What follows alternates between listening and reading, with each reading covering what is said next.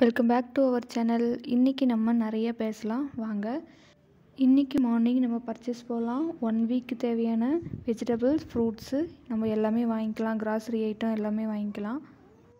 Grocery item என்ன தான் ஒன்று ஒன்றா நம்ம பார்த்து வாங்கினாலும் கடைசியாக நம்ம வீட்டுக்கு போனதுக்கப்புறம் தான் தெரியும், ஐயையோ இதை வாங்கியிருந்தா பரவாயில்லையே, அதை வாங்கியிருந்தா பரவாயில்லையே அப்படின்னு அப்போ தான் நம்மளுக்கு ஞாபகம் வரும். ஒரு நோட் எடுத்து பார்த்து லிஸ்ட் எடுப்போம். ஆனால் நம்ம கடைக்கு போகிறப்ப அந்த லிஸ்ட்டையே மறந்துட்டு போயிடுவோம். சரி விடு, லிஸ்ட் எடுத்தது நம்ம தானே, நம்மளே பர்ச்சேஸ் பண்ணிக்கலான்னு சொல்லிட்டு பர்ச்சேஸ் பண்ணுவோம். ஆனால் அந்த லிஸ்ட்டில் இருக்கிறது கண்டிப்பாக ஒரு 4-5ஆவது விட்டுருவோம். இந்த மாதிரி யாராவது மறந்துருந்தீங்கன்னா கண்டிப்பாக கமெண்டில் சொல்லுங்கள். இன்றைக்கி பர்ச்சேஸ் முடிச்சுட்டு நான்வெஜ் ஐட்டம் கொஞ்சம் ஏதாவது எடுத்து சமைக்கலான்னு பிளான் இருக்குது. நான் என்ன சமைச்சேன்னு சொல்லிட்டு வீடியோவில் பாருங்கள். எனக்கு ஃபஸ்ட்டெல்லாம் நார்மலான சிக்கன் குழம்பு வைக்கிறதே எனக்கு எப்படின்னு தெரியாது. சிக்கன் குழம்பு ஆசாசியாக வச்சுட்டு அதை என்னாலேயே சாப்பிட முடியாத நிறைய நாள் கீழே கொட்டியிருக்கேன்.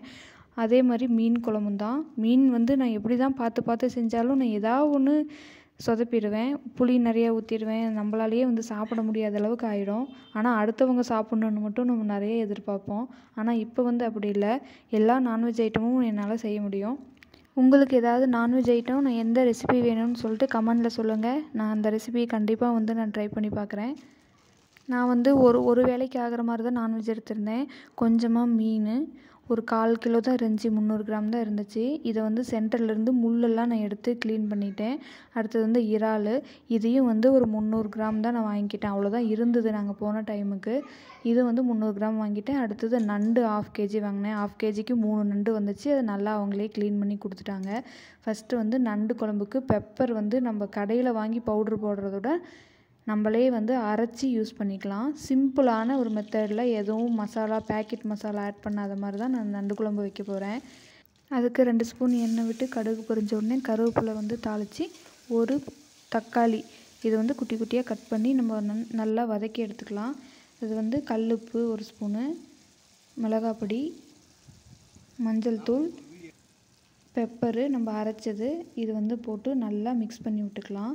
அடி பிடிக்காத மாதிரி நல்லா கிண்டி விட்டுக்கிட்டே இருக்கணும். அப்புறம் முடிஞ்ச அளவுக்கு தக்காளி எண்ணெயிலேயே வேகிற மாதிரி பார்த்துக்கோங்க. அடி பிடிக்கிற மாதிரி இருந்துச்சுன்னா ஒரு கொஞ்சமாக தண்ணி விட்டுக்கலாம். தண்ணி விட்டு நல்லா கிளறி விட்டுக்கலாம்.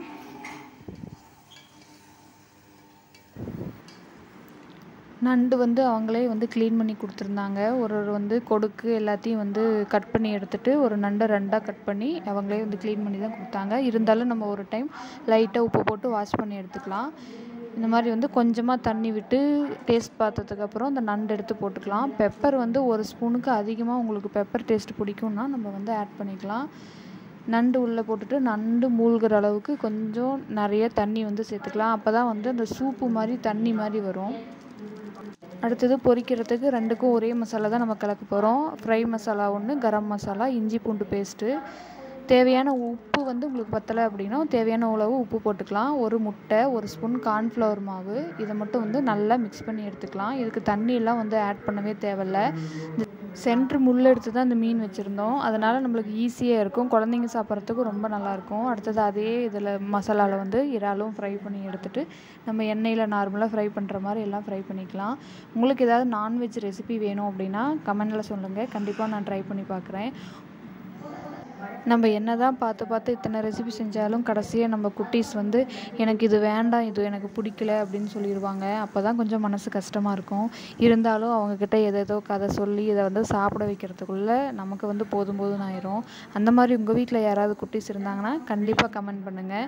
நம்ம ஷேர் பண்ணிக்கலாம். நம்மளுக்கு இப்போ நண்டு கிரேவியும் ரெடி, ஃபிஷ் ஃப்ரை, இறால் ஃப்ரையும் ரெடி. வாங்க சாப்பிட்லாம். Thank you so much.